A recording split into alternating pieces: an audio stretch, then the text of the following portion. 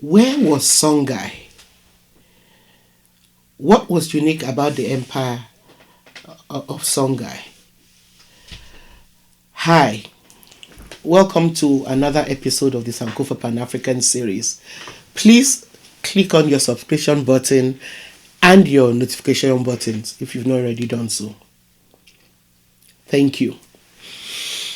Now, as Mali continued to decline steadily, Songhai, with its capital in Gao, was rising.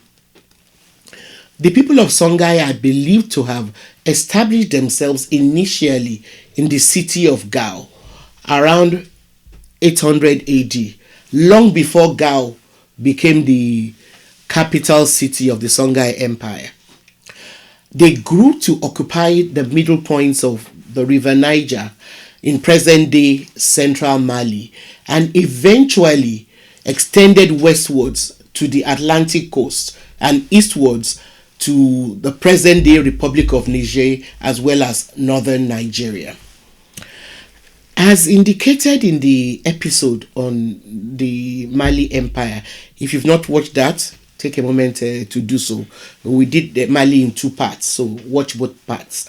Now, as indicated in that episode, in those episodes on the Mali Empire, the two Songhai princes whom Mansa Musa took with him when Gao was captured by Mali escaped after his death to found a new Songhai dynasty. This dynasty then gradually began to attack and eat into Mali. It captured Timbuktu in 1464, and this led to a new age of cultural and commercial success for Songhai. This is because Timbuktu was a commercial nerve center as well as the location of the University of Sankore, which had flourished so well under the Malians. Another major achievement during this period was the annexation of Djenné, a prosperous and powerful city which had managed to resist many incursions by Mali. Now, Songhai captured Djenné city around 1473. Like the major trading center Timbuktu, which was only about 300 miles away from it, Djenné had also evolved into not just a city with magnificent buildings, but it had also become another center of learning. And according to John G. Jackson, it was home to a university which employed thousands of lecturers and researchers in various academic fields. He highlights the high level of learning by pointing to the medical school, which trained physicians and surgeons who were so highly skilled that they successfully removed cataracts from the human eye. This was at a time when Europeans were still depending on local healers or barbers to be bled or leeched for practically all major ailments. Even their royalty, they mostly depended on bleeding or using leeches to cure any major ailments. Anyway, like Mansa Musa, the early rulers of the new Songhai dynasty were also Muslims, but they were tolerant of other beliefs. However, their Muslim subjects, some of their Muslim subjects were not happy with this. They began to put pressure on them in order to convert them to more fundamental beliefs, which they claimed was the true faith. Now, these fundamentalist groups succeeded in overthrowing one such ruler. They then replaced him with a person of their choice, Askia Muhammad.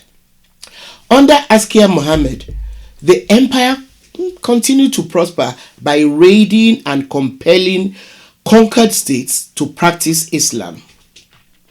He then centralized the governance of the empire by appointing governors to administer provinces which he set up.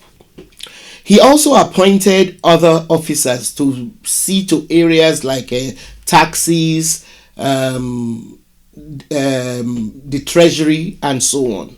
His foreign his reign, in a way, he kind of modeled his the administration of the empire along the lines that Mansa Musa had set up in Mali. His reign resulted in the expansion of trade with Europe and the Middle East, and the creation of many Islamic schools, as well as the establishment of Islam as an integral part of the empire.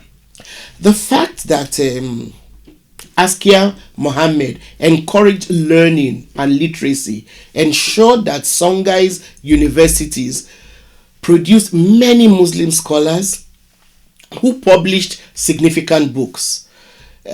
In the universities, courses on logic, philosophy, ethnography, medicine, mathematics, rhetoric, etc. were taught.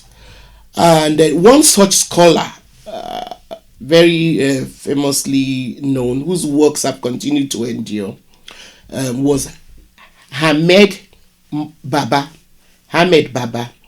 who wrote many books on Islamic law. Askia Mohammed was overthrown by his son in 1538.